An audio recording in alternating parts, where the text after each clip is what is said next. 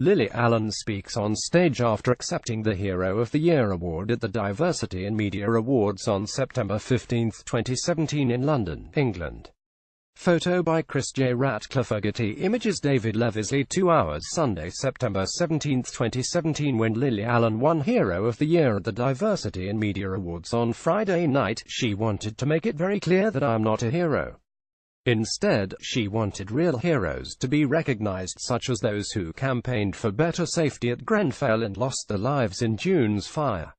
Allen specifically named Mariam El-Ghawaeri and Nadia Chowkar in her speech, and said that her being rewarded for supporting justice for Grenfell was emblematic of one of the biggest problems I believe this nation of ours is facing. Me, a middle-class white woman, rewarded for speaking up for the people that I believe in an area I grew up in and call home. At Lily Allen chokes with grief emotion in her Demaward 17 acceptance speech remembering victims of Grenfell Tower. pic.twitter.com/al7k2gm. Tariq Siddiqui at Tariq Siddiqui. September 16, 2017. Allen also mentioned the firing of Monroe Bergdorf and the threats made by the White House towards ESPN's Jemele Hills in her speech as examples of black women expressing opinions not unlike the ones I'm free to express on a platform afforded to me partly due to my privilege. How many more people must be marginalized before we truly learn to listen and accept, said Allen. I'm forever told to stay quiet, to know my place. Yet here I'm getting a medal. The full speech is below. The transcript has been edited to correct spelling and punctuation. I was awarded this evening at the DIM Awards at Demawards. Here's my speech. For context purposes, allow my spelling. pic.twitter.com 19-7FG4F. Lily Allen. September 16, 2017. I can't accept this award. I'm not a hero, although I've met a few since I became involved in the relief effort following that night in June where so many lost their lives in a horrendous fire at Grenfell Tower. I felt uncomfortable being considered for this honor, if I'm honest. It feels strange that activists have to exist in this situation in the first place. Me being here at all is emblematic of one of the biggest problems I believe this nation of ours is facing.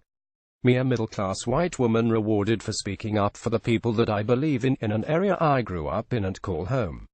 For years the Grenfell Action Group was dismissed, ignored and vilified.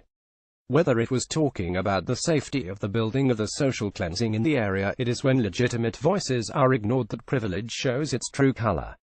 Recently Monroe Bergdorf was stripped of her contract with L'Oreal for expressing opinions not unlike the ones I'm free to express, on a platform afforded to me partly due to my privilege.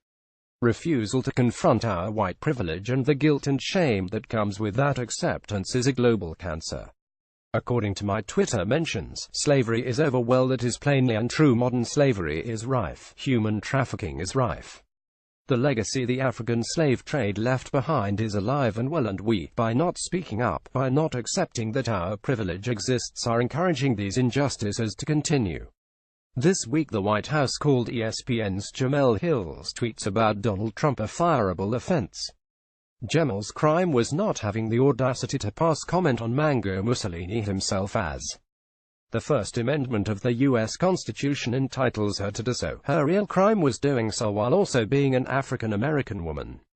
How many more atrocities must we see before we learn from history, by listening and not revising it to fit our own blinkered views? We live in a society of competitive existence. Few have lots, many have little. It is important that we learn how to empathize and to adjust.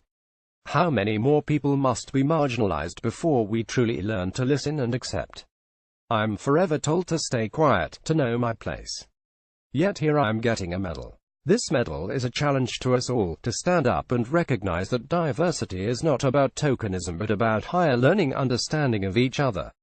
This award goes to the real heroes, of which there are many, but who are rarely recognized, to those on the fringes fighting for survival and to retain their identity in a world that is judgmental, dismissive and seemingly uncaring. To those like Mariam El-Ghawaeri and Nadia Chowkar, who were branded troublemakers for campaigning for the safety of Grenfell residents, and who are both thought to have lost their lives. This nation gave so much with the wallets and the time. It is our great challenge now to give with our hearts and our minds. This means supporting the residences and survivors of Grenfell and the surrounding estates in the fight for deserved justice.